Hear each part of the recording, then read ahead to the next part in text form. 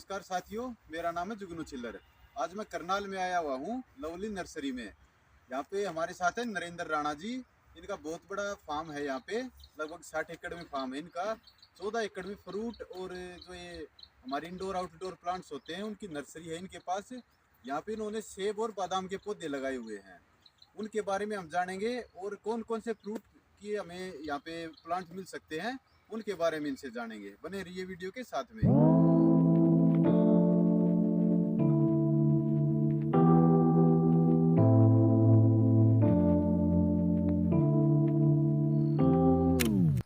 किसान भाइयों नमस्कार।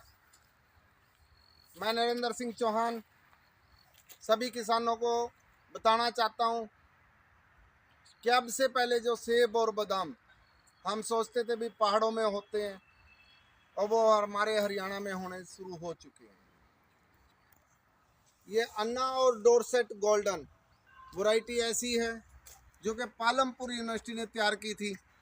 जब मुझे इसके बारे में पता लगा तो 2016 में वहाँ से पौधे ला करके मैंने यहाँ पे लगाए।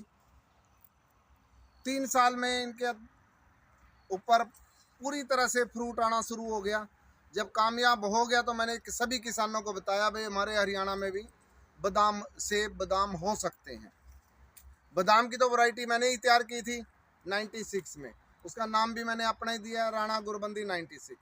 सेब की वैरायटी पालमपुर यूनिवर्सिटी ने तैयार की थी, फ्रांस से ला करके हाई टेम्परेचर में होने वाली वैरायटी अन्ना और डोरसेट गोल्डन, जो कि 50 डिग्री टेम्परेचर तक सहन कर लेती है और इसको बर्फ़ की ज़रूरत नहीं है।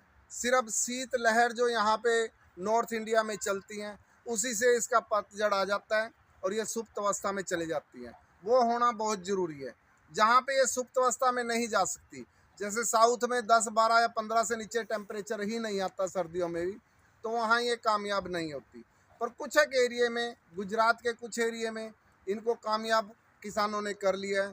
जैसे वो अनार के ऊपर एथिल का स्प्रे करते हैं, इसके ऊपर उन्होंने सर्दियाँ जब वहाँ पीक पे होती हैं, जब 12 डिग्री तक टेम्परेचर आ जाता है, तो आए साल इस पर 1.5 ml प्रति लीटर के हिसाब से एथिल का स्प्रे करते हैं। उससे पौधा 20 दिन के लिए सुप्त अवस्था में चला जाता है। उस टाइम इसकी एक काट छाँट कर देते हैं और वहाँ भी फ्रूट इस पर आना शुरू हो चुका है।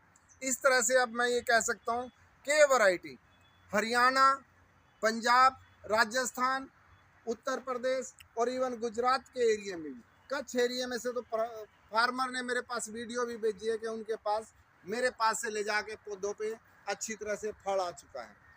तो अब कोई भी किसान ये नहीं सोच सकता कि उसके यहाँ सेब बादाम नहीं हो सकते।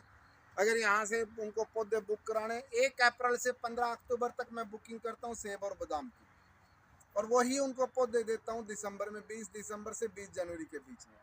20 दिसंबर से 1 जनवरी के बीच में जिनकी बुकिंग होता है उनको दे देता हूँ। जो पौधे मेरे पास बचते हैं फिर ओपन सेल करता हूँ। तो इस तरह से कोई भी किसान यहाँ मेरे पास आके पौधे भी ले सकता है। अगर बुकिंग करा रखी है तो दूसरी बात है, नहीं करा रखी तो 1 जनवरी के बाद अगर कोई आता है, अगर मेरे पास पौधे अवेलेबल है तो उसको मिल सकते हैं। जैसी वो जानकारी चाहते हैं वो भी मैं टाइम टू टाइम देता हूँ। यूट्यूब पे मेरा चैनल भी है राणा गोल्ड एप्पल, जिसके ऊपर मैं सारी जानकारी टाइम टू टाइम डालता हूँ। जिस कंडीशन में मेरे पौधे हैं वो मैं दिखाता हूँ कि ये कंडीशन है इस टाइम पौधों की। अब मैं इनकी काट छाँट करूँगा, फिर काट छाँट करने के बाद भी बताता हूँ भाई ऐसे ऐसे काट छाँट किसी किसान को करनी है तो कैसे करनी है, सारा कुछ मैं जानकारी देता रहता हूँ।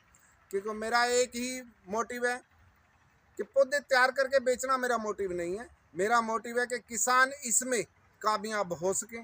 जो भी मेरे से पौधे ले गए हैं या बाहर से भी लाए हैं, दूसरी नर्सरी से भी अगर ले आए हैं, तो उनको गाइडेंस टाइम टू टाइम मिलती रहे। और किसानों के मेरे पास फ़ोन भी आते रहते हैं, वो पूछते भी रहते हैं मेरे पौधे में ये बीमारी लगी है। जितनी मुझे जानकारी होती है मैं देता हूँ और किसानों के साथ रहता हूँ। अभी हम आम के पोर्शन में आए हैं, जो आम के पौधे ग्राफ्टिंग करके तैयार करते हैं। ये जैसे सूर्या वैरायटी है पूसा इंस्टीट्यूट की, जिसका नाम भी सूर्य है और इसके फल का कलर भी सूरज की किरणों जैसा है, इसीलिए इसको सूर्य किरण कहते हैं। आगे दशहरी है, रामकेला है, लालिमा है, अरुणिमा है। ये सब वैरायटी यहाँ पे हम तैयार करते हैं। मदर प्लाट लगाए हुए हैं, उनसे कटिंग ले करके तैयार करते हैं। तो किसान भाइयों को यहाँ पे कन्फर्म जो वैरायटी होती है उसके पौधे तैयार करके हम देते हैं, ताकि वो मेहनत करने के बाद उसको ये ना लगे भी उसकी मेहनत वेस्ट गई है। इधर ये अमरूद है, पिछले साल जो तैयार किए थे वो सभी सप्लाई हो चुके थे, अभी ये आगे फरवरी में तैयार करेंगे। अमरूद में ये हिसार सफेदा के मदर प्लाट खड़े हैं पूरे एरिया में, तो उन्हीं से कटिंग लेकर के कल में लेकर के हम ग्राफ्ट करके तैयार करते हैं। ये एप्पल गुआवा, जिसका के जैसा इसका नाम है वैसा इसका गुआवा होता है। एप्पल गुआवा इसका नाम है, तो देखने में इस पे जो फल आता है सर्दियों में बिल्कुल एप्पल जैसा ही लगता है। वो हिसार सुरखा वैरायटी का नाम है, जो कि बहुत मीठी होती है और अंदर से लाल होती है। तो ये हमने मदर प्लाट अपने लगाए हुए हैं, जिनसे आगे फरवरी में हम पौधे तैयार करते हैं। तो यही मैं किसानों को दिखाने की कोशिश कर रहा था।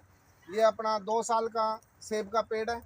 जो पहले आपको दिखाए थे वो बड़े पेड़ थे, 2016 में लगाए थे। ये 2 साल पहले ही लगाए हैं, क्योंकि जब उन पे फल पूरा आ गया तो ये 1 एकड़ और मैंने लगाया था।